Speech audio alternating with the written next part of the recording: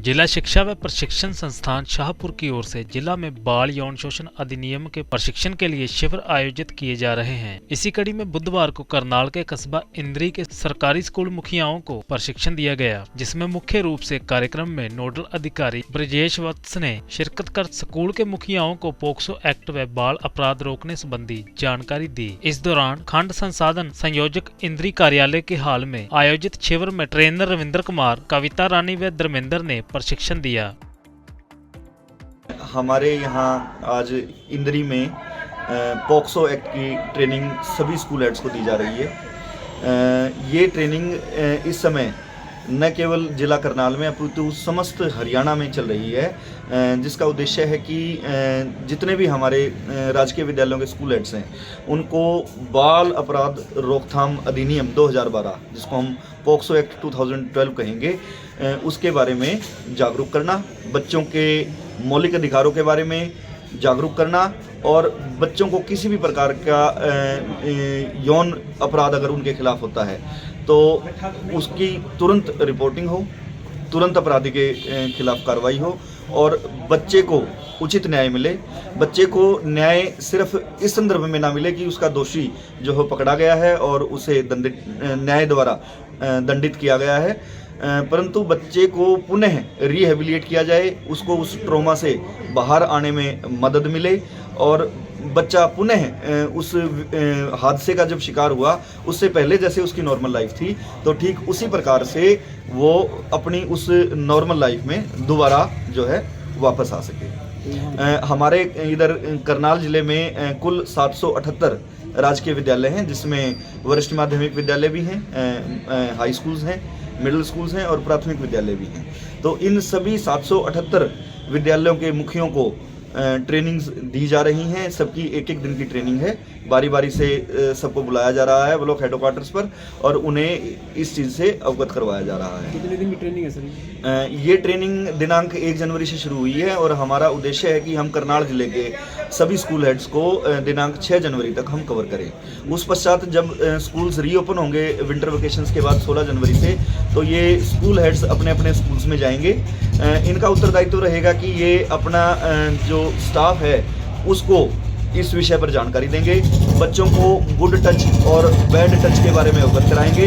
देखिए, ये जाहिर सी बात है कि कोई भी व्यक्ति जो बच्चे को छूता है तो उसमें एक बुरी मंशा से छूना बच्चे को और एक आशीर्वाद देना, इन दोनों बातों में क्लियर कट शार्प बाउंड्रीज हैं, इनमें अंतर है। और इसकी जानकारी गुड टच की और बैड टच की जो है बच्चों को दी जाएं और उन्हें अपने शरीर की सुरक्षा करना, उसकी देखभाल करना, उसके क्या आयाम हैं और किस प्रकार से वो इस चीज़ को क्रियान्वित कर सकते हैं बच्चे, इसकी जानकारी उन्हें समय समय पर दी जाए। ये एक रूटीन कुरिकुलम का जो है अंग बने। ब्लॉक स्तर पर कितने दिन की ट्रेनिंग है? ब्लॉक स्तर पर भी ये 6 जनवरी तक हमारा टारगेट है कि इसको कंप्लीट कर लिया जाएगा। आज तीसरा दिन जो है ट्रेनिंग का ब्लॉक स्तर पर चल रहा है और ये इस समय सभी ब्लॉक्स जो करनाल जिले के हैं उन पर चल रही है। कितने ट्रेनर इसमें ट्रेनिंग दे रहे हैं? इसमें आज यहाँ जैसे कि आप इंद्री ब्लॉक में देख सकते हैं, हमारे यहाँ कुल 3 मास्टर ट्रेनर्स आज हमने यहाँ नियुक्त किए गए हैं, जिसमें बीआरपी श्री धर्मेंद्र जी, श्री रविंदर जी और मैडम कविता जी, ये तीनों मास्टर ट्रेनर्स जो है ट्रेनिंग दे रहे हैं। इसमें विशेष बात ये है कि यहाँ बतलाने के लायक जो एक जागरूकता की बात है कि जो केंद्र सरकार द्वारा, एनसीआरबी द्वारा और अन्य एनजीओज द्वारा जो सर्वेक्षण किया गया है, तो 12,000 बच्चों का कुल सर्वेक्षण किया गया था और बच्चों को साइकोलॉजिस्ट द्वारा कॉन्फिडेंस में लेकर के ट्रस्ट से उनसे बातचीत की गई, तो ये पाया गया कि लगभग 53% बच्चे, जो कि एक ऐसा आंकड़ा है जो आधे से भी ज़्यादा है, उनको कभी न कभी अपनी लाइफ में सेक्सुअल अब्यूज़ का सामना करना पड़ा है।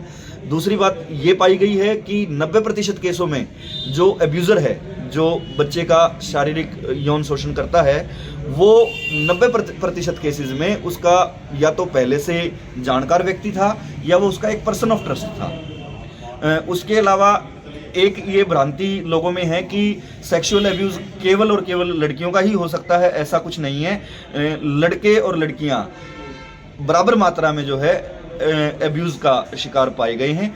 उसके अलावा एक महत्वपूर्ण बात इसमें ये भी है कि जो रिपोर्टिंग होती है इस तरह के केसेस की वो मात्र 3.4% में ही की गई है। ये NCRB का जो डाटा है और जो ये सर्वे रिपोर्ट्स हैं उनकी जो एक इंटीग्रेटेड रिपोर्ट हमारे समक्ष आई है। अधिकांश लोग इस दबाव में रहते हैं, खुद बच्चे के माता पिता भी, कि हाय ये लड़की है, कल को इसकी शादी होने में या इस तरह में अड़चने आएंगी। कोई ना कोई एक बहाना या सामाजिक दबाव या एक जो सोसाइटियल हायरार्की है वो अपना कहीं ना कहीं प्रेशर दिखाती है और लोग जो है इसकी रिपोर्टिंग नहीं करते। तो बच्चों को सर्वे किया गया था नेशनल स्तर पर? हाँ, ये राष्ट्रीय स्तर पर किया गया था। उसके अलावा अब जो एब्यूज़ का एक नया जरिया भी देखने को आ रहा है वो ये है कि आजकल आप जैसा कि सब लोग जानते हैं इंटरनेट और सोशल मीडिया लाइब्रेरी का काफ़ी जो है जोर ये चीज़ पकड़ चुकी है। तो जो एब्यूज़र्स हैं पोर्नोग्राफिक मटेरियल डेवलप करके या बच्चों को इसमें किसी न किसी प्रकार से संलिप्त करके उनका जो है एब्यूज़ करते हैं। तो इसके बारे में भी बच्चों को और यहाँ जो स्कूल हेड्स को जो ट्रेनिंग देने का जो मुख्य उद्देश्य है कि स्कूल हेड्स किस तरह से उन बच्चों को जागरूक कर पाएँ, किस तरह से इस बारे में वो अवेयरनेस फैला पाएँ कि बच्चे किसी भी प्रकार का जो एब्यूज़ है। और देखिए जो एक जहाँ तक एब्यूज़ की बात आती है कि इसको सिर्फ ये ना समझा जाए कि बच्चा पीड़ित तब है जब कोई पेनिट्रेटिव सेक्सुअल एब्यूज़ हुआ है।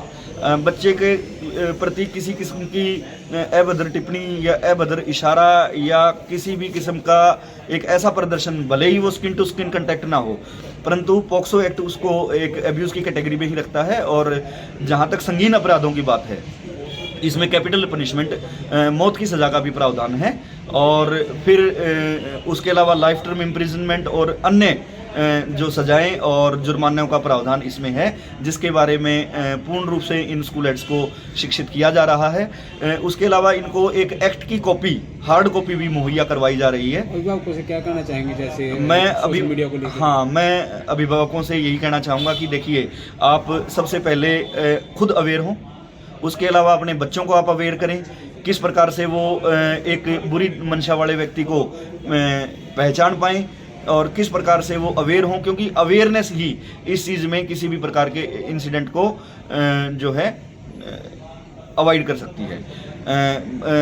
मुख्य रूप से ये भी बात है कि जब बच्चा अवेयर होगा तो वो अलार्म रेज करेगा, वो आवाज़ उठाएगा और वो सतर्क रहेगा। अभिभावक बच्चों को सिखाएं इस चीज़ के बारे में कि कोई बाहरी स्ट्रेंजर आपको कोई ऐसी गिफ्ट देता है, चॉकलेट देता है या आपको लुभावनी चीज़ का लालच देता है तो उसकी तरफ आप आकर्षित ना हों और बच्चों को ये समझ रहे कि किस प्रकार से उनके शरीर का जो कोई भी एक ऑफेंडर है वो किस प्रकार से दुरुपयोग कर सकता है और इसकी जानकारी बच्चों को भली भांति होगी। अच्छा, प्राइवेट स्कूल में भी इस प्रकार का जानकारी दी जा रही है? देखिए, अभी जो हमारा शिक्षा विभाग है वो राजकीय विद्यालयों को कवर कर रहा है और आने वाले जो समय है उसमें हम इसमें टोटलिटी की तरफ अग्रसर करेंगे।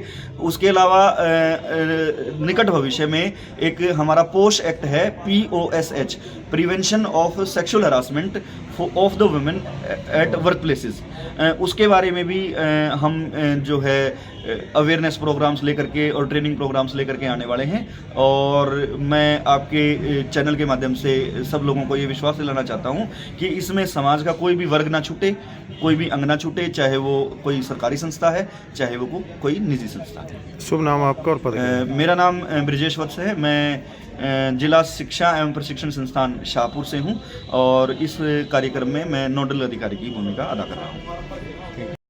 मैं यहाँ पे ऐसे MT पॉक्सो ट्रेनिंग एक्ट के लिए आज आया हुआ हूँ। मैं BRC कार्यालय इंद्री में ही कार्यरत हूँ और आज हमारा जो प्रोग्राम चल रहा है लगभग 3 दिन का प्रोग्राम चलेगा, जो कि हम 2 तारीख से प्रारंभ किया है और 2, 3 और 4 के इसमें 3 बैच रहेंगे हमारे। इसमें पहले बैच में हमारे सभी विद्यालयों के प्रिंसिपल, हेडमास्टर और इंचार्जेस ने भाग लिया है। सेकंड बैच में हमारे सभी 50 विद्यालयों के लगभग प्राइमरी हेड्स और इंचार्ज आए हुए हैं और जो 4 तारीख को हमारा बैच होगा उसमें भी हमारे सभी विद्यालयों के प्राइमरी हेड मौजूद रहेंगे। हम पॉक्सो से संबंधित एक एक्ट के ऊपर चर्चा और अवेयरनेस ट्रेनिंग करा रहे हैं ताकि हमारे बच्चे स्कूलों में सुरक्षित रह पाएँ और उनमें हम उनको जो अधिकार उनके प्राप्त हैं उनको उनके अधिकारों के प्रति जागरूकता अभियान के तौर पे उनको बता पाएँ। तो इस बारे में सभी हमारे विद्यालय मुखियाओं को जागरूक किया जा रहा है, उनको बताया जा रहा है और वो अच्छे से बाल सुरक्षण जो कानून है उनके बारे में अवेयर रहें। अपने बच्चों से संबंधित अगर कोई ऐसी दुर्घटना होती है तो वो मामला कैसे रजिस्टर करें, कैसे उसमें पूरी जानकारी कानून से संबंधित उनको दी जा रही है। मैं रविंद्र कुमार बीआरपी बतौर एमटी यहाँ इस ट्रेनिंग में पॉक्सो की काम कर रहा हूँ और बीआरपी कार्यालय में कार्यरत हूँ। इस ट्रेनिंग का मुख्य उद्देश्य जो है हमारे बच्चों को, हमारे जो अध्यापक है वर्ग है और समाज जो है उसको सचेत करना है जो बाल उत्पीड़न है उसके प्रति, और हमारे विद्यालयों में जो CWC है चाइल्ड वेलफेयर कमेटी का गठन करना, जिसके माध्यम से जो किसी भी प्रकार का जो यौन शोषण या उत्पीड़न है उसके बारे में संपूर्ण जानकारी देना और उसकी रोकथाम और जागरूकता ही इस ट्रेनिंग का मुख्य उद्देश्य रहेगा।